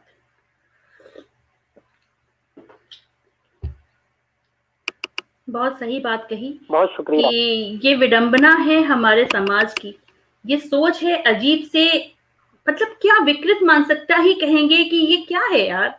एक उंगली थोड़ी सी जल जाती है, हम लोगों की जान निकल जाती है, पूरे दिन दर्द होता रहता है, और आप किसी के चेहरे पर ऐसे, क्या है इस टॉपिक पे तो बात भी अगर करें तो सिर्फ गुस्सा गुस्सा गुस्सा ही भरा होता है मेरे अंदर। तो और मुझे लगता है कि बहुत लोग हैं लेकिन लोग खुल के बोलते नहीं हैं। गलत को गलत कहना जब तक लोग नहीं सीखेंगे, अच्छे लोगों की यही कमी होती है, यही बुराई होती है कि वो गलत को गलत नहीं कहते हैं, बुरा को बुरा नहीं कहते हैं, उसमें मुंह फेर करके चले जाते हैं कि हमें क्या करना है। तो लेकिन नहीं, यहाँ हमको ठहरना होगा, सोचना होगा और कुछ तो करना होगा कम से कम। जी, आज आपने फिर मुझे वो उद्वेलित कर दिया पूरी तरह से कि जी जी जी बोलिए। मैं बड़े अदब के साथ आपको रोकते हुए एक बात कहूंगा, वो आपने जो बात कही उसी में थोड़ी सी बात जोड़ना चाहता हूँ कि यकीनन देखिए, सच को सच और गलत को गलत कहना होगा। जो शायर और कवि होता है वो आईना होता है, और आईना भी झूठ नहीं बोलता। तो ये हमारी और आपकी जिम्मेदारी है कि जब आप कलम उठाएं तो ईमानदारी के साथ, जब भी आप कोई भी बात करें, अगर आप इश्क की बात कर रही हैं तो ईमानदारी के साथ, अगर आप हुब्बुल वतनी या अपने मुल्क से मोहब्बत और देशभक्ति की बात कर रही हैं तो ईमानदारी के साथ, अगर आप किसी की तर्जुमानी कर रही हैं, किसी के दिलों के एहसास को बता रहे हैं तो ईमानदारी के साथ। मैं यहाँ पर सिर्फ इतना कहूंगा मैम आपके जरिए से, क्योंकि हमारे सुनने में, कि मुझे याद आ रहा था कि एक मरतबा पंडित जवाहरलाल नेहरू और रामधारी सिंह दिनकर जी राज्यसभा से उतर रहे थे। रामधारी सिंह दिनकर राज्यसभा के सदस्य थे, उतर रहे थे, अचानक जो है वो पैर फिसला और जवाहरलाल नेहरू गिरने को हुए, तो रामधारी सिंह दिनकर ने अपना हाथ बढ़ाया और उनको हाथ देकर के गिरने से बचा लिया। जब हाथ देकर गिरने से बचाया तो रामधारी सिंह दिनकर जी से जवाहरलाल नेहरू ने कहा, उन्होंने कहा कि बहुत बहुत शुक्रिया आपका। तो दिनकर जी ने कहा शुक्रिया मत कीजिए, जब जब इस मुल्क में सियासत के कदम लड़खड़ाएंगे तब तब उन्हें तो साहित्य और अदब सहारा देगा। तो यकीन जानिए आज हमारी और आपकी जिम्मेदारी है कि हम सही को सही और गलत को गलत कहें, क्योंकि एक शायर, एक कवि जो होता है वो हुकूमत बिल्कुल मीना जी, और मैं आप यकीन मानिए आपको गट्स होगा। बिल्कुल, मैं आपकी बात से पूरी तरह से इत्तेफाक रखती हूँ, पूरी तरह से मानती हूँ कि, और मैं बीच बीच में इस तरह के कार्यक्रम हम लोग साहित्य उन्नयन पे लेकर के भी आए हैं, कुछ विचार गोष्ठी ऐसे लाए हैं। और मेरा स्वयं का ये पूरी तरह से मानना है कि अगर समाज को की दिशा परिवर्तन का कार्य एक साहित्यकार नहीं कर सकता है तो विश्वास मानिए कोई दूसरा व्यक्ति, कोई दूसरा प्रोफेशन कर ही नहीं सकता है। इस बात को मैं बहुत जोर दे करके हमेशा कहती हूँ और इस पे हमेशा चलने का प्रयास भी करती हूँ और लोगों को प्रेरित भी करती हूँ कि इस तरह के आप परिवर्तनशील, बल्कि जो जागरूक बनिए पूरी तरह से। परिवर्तन की बजाय आप जब जागरूक होंगे तो परिवर्तन अपने आप आ जाएगा। तो मीना जी, आपकी बातों से मैं पूर्णतः सहमत हूँ। समय लेकिन अपनी चाल पे चले जा रहा है, वो बढ़ता ही जा रहा है। काश कि ये वक्त यहीं पे रुक जाए और हम लोग यहीं ही चलते रहें बस। खाली मेरा फर्ज बनता है कि अब मैं कुछ लोगों के कमेंट्स ले लेती हूँ। राजकुमार सेवक जी कह रहे हैं, वाह कवि होना सौभाग्य, गजब का इजहार है आपका, और बहुत खूब बोल रही हैं संजू पांडे जी। लेकिन तुम्हारे गांव में अब राम राम है कि नहीं, क्या बात है, आरएसडी चातक जी बोल रहे हैं। आरएसडी चातक जी आज देर से जुड़े हैं, उसके लिए भी वो क्षमा प्रार्थी कह रहे, लेकिन कोई बात नहीं है सर। मैं समझ सकती हूँ कि आपका मन तो यहाँ लगा रहता है, नेटवर्क कनेक्टिविटी और कुछ से काम भी ऐसे हो ही जाते हैं। बहुत प्यारे इंसान है वो, आप जुड़े, यही हमारे लिए बहुत बड़ी बात है। बहुत सारे लोग हैं, बहुत सारे कमेंट्स हैं और उन सबको मैं पढ़ना चाहती हूँ और मैं उम्मीद करती हूँ कि मिन्नत गोरखपुरी जी आज जब इस कार्यक्रम के बाद फुर्सत में के जब पल आपके पास आएंगे तो इन लोगों को आप जरूर पढ़िएगा। सबके बहुत आशीर्वाद हैं, बहुत प्यार है आपके लिए, सबके एक एक शब्द में मैं महसूस कर पा रही हूँ उन बातों को, उस एहसास को पूरी तरह से। और खैर हो भी क्यों ना, क्योंकि आप हैं भी इतने प्यारे इंसान जिसकी आज देश को जरूरत है, आप वो इंसान हो। तो मैं उम्मीद करूंगी, ये कामना करूंगी ईश्वर से कि आप हमेशा ऐसे ही रहना, ऐसे ही बने रहना और आपके साथ जितने लोग जुड़े बस आपके रंग में रंगते चले जाएं तो हमारा देश बहुत प्यारा हो जाएगा। किसी ने ये कहा था कि स्मिता जी आप कोई प्रेम गीत सुनाइए, लेकिन ना सच बताऊं आज मन थोड़ा विह्वल भी हो गया है। प्रेम दिवस जरूर है लेकिन जी मिन्नत जी बोलिए, आप क्या बोल रहे हैं? मैम देखिए, मैंने इसीलिए मुझे भी ये रिक्वेस्ट, मुझे खुद एक रिक्वेस्ट करनी थी कि देखिए ये जो महिला है ये हमारे आधी आबादी का नेतृत्व करती है, लेकिन कमाल ये है कि जब जब इसे मौका मिला, चाहे वो रानी लक्ष्मीबाई के रूप में, चाहे रजिया सुल्तान के रूप में, चाहे बेगम हजरत महल के रूप में, इसने हमेशा अपना लोहा मनवाया। और इसीलिए मजाक ने उस जमाने में कहा था कि तेरे माथे पे ये आंचल तो खूब है, लेकिन इसे तू परचम बना लेती तो अच्छा था। और आगे बढ़िए तो एक शेर याद आता है कि औरत है अगर नज्म तो उन्वान है औरत, जात की दरअसल हर एक जात की दरअसल निगहबान है औरत, हर एक जात कुदरत है अगर नज्म तो उन्वान है औरत, तो हर एक जात की दरअसल निगहबान है औरत। ये किसने कहा, इसको समझ पाना है मुश्किल, अगर प्यार से समझो तो बड़ी आसान है औरत। मैं आपसे बड़ी इज्जत के साथ जो है वो गुजारिश करता हूँ और मैं अपने सभी सुनने वालों से रिक्वेस्ट करता हूँ कि जोरदार तालियों के बीच वो जो है कुछ कलाम जो है वो हम लोगों के बीच रखें, क्योंकि वक्त भी बहुत है। और यकीन जानिए इतना बेहतरीन संचालन आप कर रही हैं, मुझे काफी कुछ सीखने का मौका मिला आपसे और मैं शुक्रिया भी अदा करता हूँ साहित्य उन्नयन का। उसकी वजह ये होती है कि बिल्कुल, और जो आपने बार बार कहा, यकीन जानिए एक एक का नाम लेकर के मैं शुक्रिया तो अदा नहीं कर सकता, लेकिन फिर वही है। और मैं एक शेर मैंने लिखा था अपने इन चाहने वालों के लिए कि या खुदा जो जीने का हुनर दे, या खुदा जीने का हुनर दे, सबके हक हो जो सब, या खुद जीने का हुनर दे दे, सब हक में हो जो सफर दे दे। मैं दुआ कर रहा हूँ सबके लिए, इन दुआओं में तू असर दे दे, इन दुआओं में तू असर दे दे। अब जोरदार के बीच आपको मैं आंतरिक कर चुका हूँ, मुझे उम्मीद है कि ये गजल आप सुनाए, क्योंकि वक्त भी बहुत हो चुका है और मैं लोगों को परेशान कतई नहीं करना चाहता। मुझे इस बात का एहसास हो। जी प्लीज। नहीं नहीं, ऐसा नहीं है। आज मुझे भी पूरा उम्मीद है, विश्वास है कि लोगों को पता ही नहीं चला होगा कि कैसे 1 घंटा और 10 मिनट बीत गया, पता ही नहीं चला। मुझे तो बिल्कुल भी नहीं पता चला मिन्नत जी, आपके साथ बात करते हुए मुझे लग रहा है कि हम लोग घंटों बातें कर सकते हैं ऐसे। और किसी ने कहा था कि आप प्रेम गीत सुनाइए, तो मैं उस पर यही कहूंगी कि कैसे प्यार के गीत गाऊं, कैसे प्यार के गीत गाऊं जब दिल चीख रहा हो तेरे बिछोह से, कैसे प्यार के गीत गाऊं जब दिल चीख रहा हो तेरे बिछोह से, कैसे मैं आज की खुशी मनाऊं जब तेरी तस्वीर सजी हो फूलों के हार से, जब तेरी तस्वीर सजी हो फूलों के हार से। आज क्या कहने, पुलवामा बहुत अटैक का क्या कहने, दूसरी बरसी है, बहुत जिंदाबाद, और उन लोगों को, जिंदाबाद, उन बहुत अच्छे। अर्धांगिनियों का क्या, जिनकी कुछ समय पहले शादी हुई होगी, जिनके बहुत सारे सपने होंगे, आप आओगे तो ये करेंगे, वो करेंगे, वो सारी बातें, वो सारे सपने, वो सारे जो जीवन भर का मकाम रहा होगा, वो कैसे टूट गया होगा, बिखर गया होगा। वो तकलीफ, वो दर्द अपने आप में बहुत बड़ा है। उसका थोड़ा-सा सोच के भी ना, वो जो गूज़बम्प्स कहते हैं ना कि रोएँ खड़े हो जाना, डर जाना, धड़कन तेज़ हो जाना, वो सब कुछ होने लग जाता है सिर्फ़ सोचने मात्र से। तो जिन पे गुज़री, उनका क्या हाल हुआ होगा। लेकिन फिर भी यही है जीवन कि एक पलड़े में सुख होता है, एक पलड़े में दुःख होता है। हमें दोनों को बराबर लेकर के और हर पल में एकदम चलते रहना होता है, मुस्कुराते रहना। मैं हमेशा इस बात को कहती हूँ मिन्नत जी, कि अगर आपकी हालत बहुत ज़्यादा खराब हो ना, बहुत बुरी हो, आप बिल्कुल भी एक कदम और बढ़ाने के लिए भी आपकी हिम्मत साथ ना दे रही हो, उस समय भी अगर आप मुस्कुराने का हुनर रखते हैं, तो विश्वास मानिए कि भगवान ने आपको इंसान बना करके कोई गलती नहीं की है। वो जज़्बा, वो चीज़ें होनी चाहिए।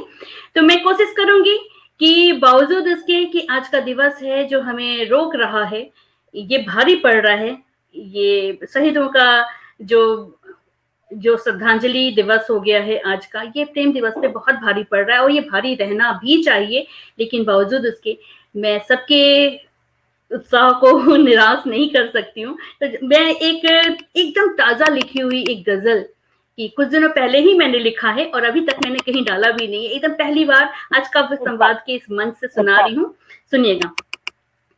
तेरे आने की राह तकती हूँ, तेरे आने की बहुत अच्छे। राह तकती हूँ, तेरे आने की राह तकती हूँ, मैं रोज सजती और संवरती हूँ, मैं रोज बहुत अच्छे, जिंदाबाद, सजती बहुत और अच्छे, वाह, वाह, संवरती वाह, हूँ।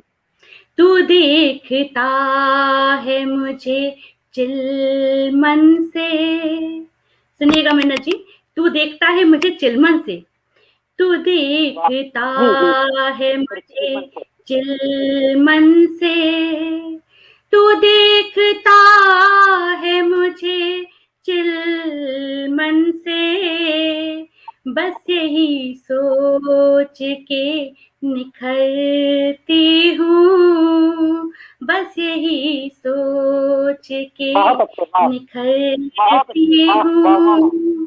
तेरे आने की।